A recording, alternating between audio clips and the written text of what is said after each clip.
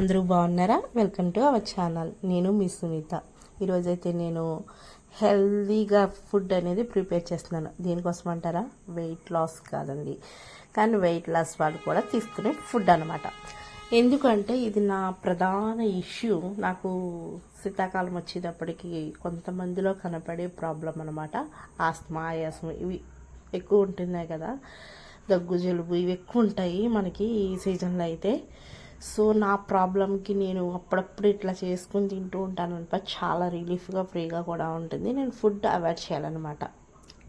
అంటే ఇది మనం లంచ్ టైంలో తీసుకోవచ్చు, డిన్నర్ టైంలో తీసుకోవచ్చు, మార్నింగ్ టైంలో కూడా తీసుకోవచ్చు. అంటే ఈవినింగ్ మట్టుకు మీరు తీసుకున్నట్టయితే పెరుగుని అవాయిడ్ చేసి తీసుకోవచ్చు.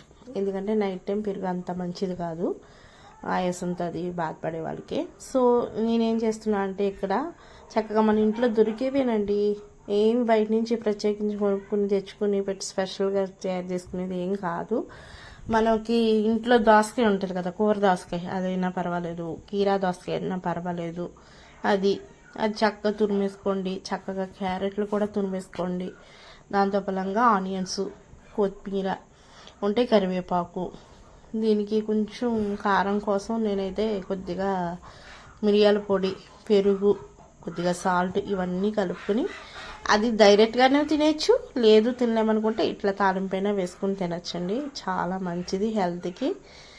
మీలో ఎవరికైనా ఈ సమస్య ఉంటే ఇది తప్పనిసరిగా ట్రై చేయండి. ఈ వీడియో నచ్చినట్టయితే చిన్న లైక్ ఇవ్వండి, వెళ్తే సబ్స్క్రైబ్ చేసుకోండి.